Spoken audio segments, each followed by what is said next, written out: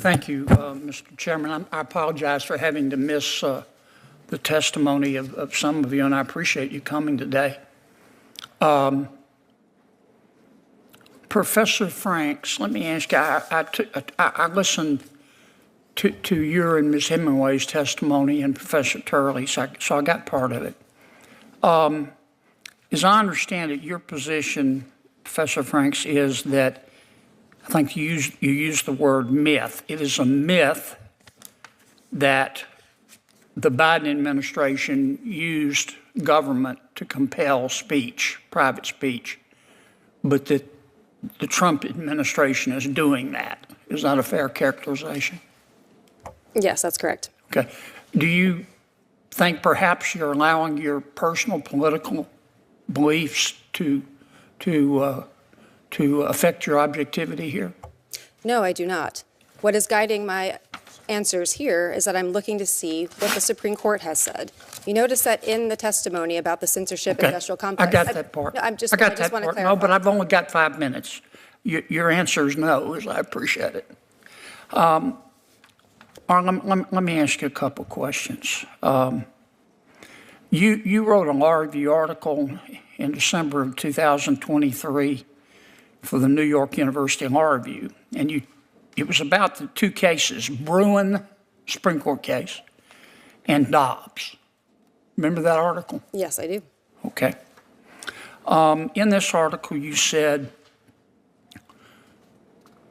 I'm going to quote your words, taken together, these two cases demonstrate that the Supreme Court has embraced the use of the Constitution as a tool of racial patriarchy, end quote. Did you say that? Yes. Okay. And then you went on to say, quote, when the Supreme Court declares that there is a constitutional right to armed self-defense in public, it openly embraces and promotes a culture that privileges white men's ability to terrorize and kill those that they perceive as threats, close quote. Did I read that correctly? I believe so. Thank you for reading. Okay. And did you also say in that article, I'm going to quote again, quote, by simultaneously expanding white men's right to kill and constricting women's right not to die, this Supreme Court, referring to the current United States Supreme Court, has turned the Constitution into a homicide pact as well, close quote. Did you write that? That sounds like me. Okay.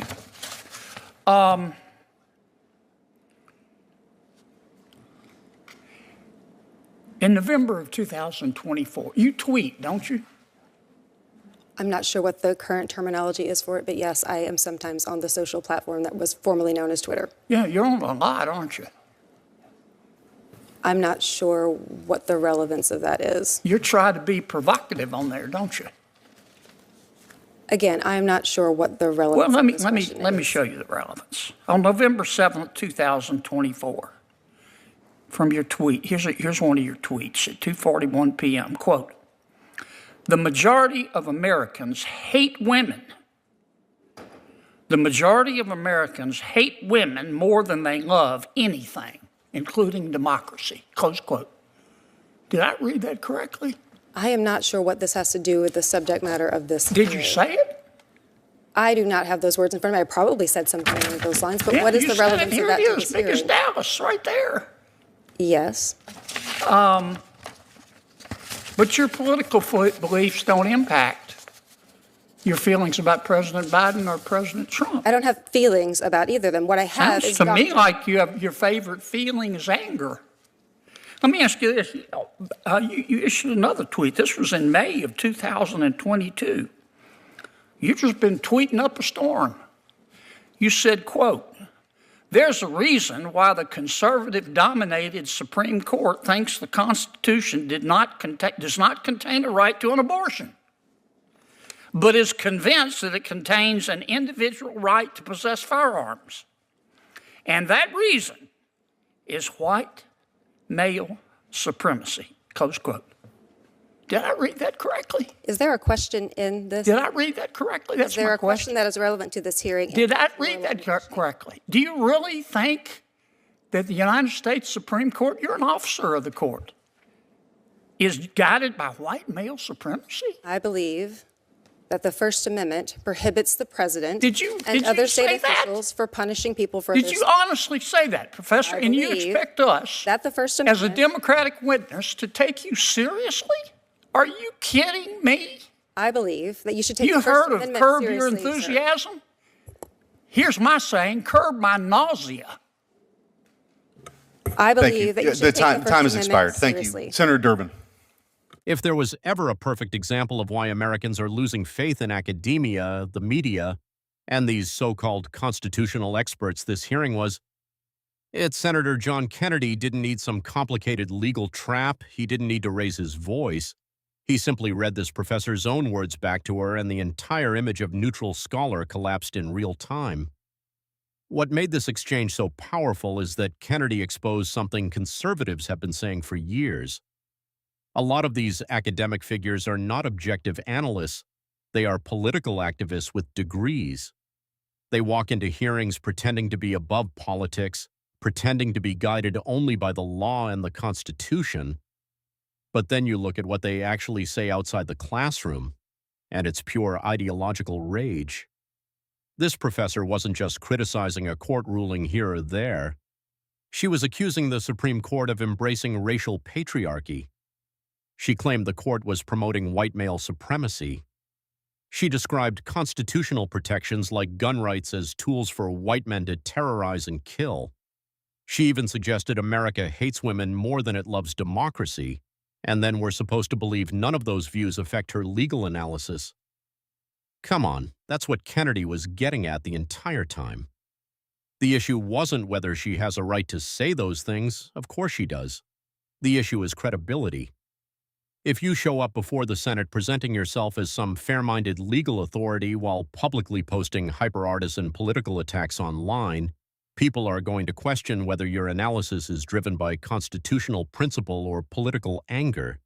And honestly, her responses made it worse. Every single time Kennedy asked a direct question, she tried to dodge it. What's the relevance? Is there a question in this? I don't know what this has to do with the hearing.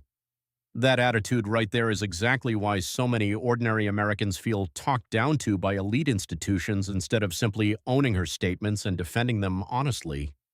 There was this sense of arrogance, like she couldn't believe anyone had the nerve to challenge her worldview. Meanwhile, Kennedy did what he always does best. He used humor timing and plain English to cut through the performance. That curb my nausea line is classic, Kennedy, because it captured what millions of viewers were probably thinking watching this exchange unfold. And let's be honest about the bigger picture here. This wasn't just about one professor. This hearing touched a nerve because Americans are increasingly seeing political ideology injected into every institution that's supposed to be neutral. Universities, courts, corporate media, government agencies, even scientific and legal organizations. For years, conservatives were mocked for pointing this out. Anytime someone questioned bias in higher education, they were told it was a conspiracy theory. But now these professors openly post political manifestos online, accuse the country of systemic evil, and then appear before Congress, insisting they're completely objective. People aren't buying it anymore. And there's another reason this exchange matters right now. Conservatives have spent years warning about censorship, government pressure on speech, and ideological gatekeeping online. The professor tried to frame concerns about the Biden administration's relationship with tech companies as some kind of myth, but Americans remember what happened during COVID, during the election debates, during the Hunter Biden laptop story, and during countless political controversies where dissenting voices were suppressed or labeled misinformation. So when someone with an openly activist worldview says, "Trust us, censorship isn't happening," people naturally become skeptical. That skepticism is growing all across the country. What Kennedy did in this hearing was force the mask off.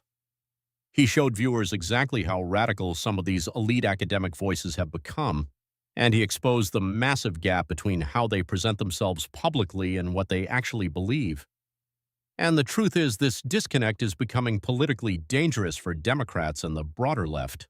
Regular Americans struggling with inflation crime, border chaos, and economic uncertainty do not relate to professors talking about racial patriarchy and white male supremacy. Every 5 minutes, most people just want fairness, stability, and common sense. That's why moments like this go viral, not because Kennedy was mean, not because it was some flashy gotcha, but because viewers recognize something authentic in the exchange. They saw a senator willing to say what a lot of Americans already feel, that too many powerful cultural figures operate inside an ideological bubble, completely disconnected from reality. And here's the irony in all of this. The professor came into that hearing arguing about threats to free speech and government coercion. But by the end of the exchange, the biggest thing viewers noticed was how intolerant and politically consumed parts of academia have become themselves. That's the real story. If you enjoyed this breakdown, hit like, subscribe, and drop your thoughts in the comments. Was Kennedy exposing bias, or did this hearing go too far? Let me know.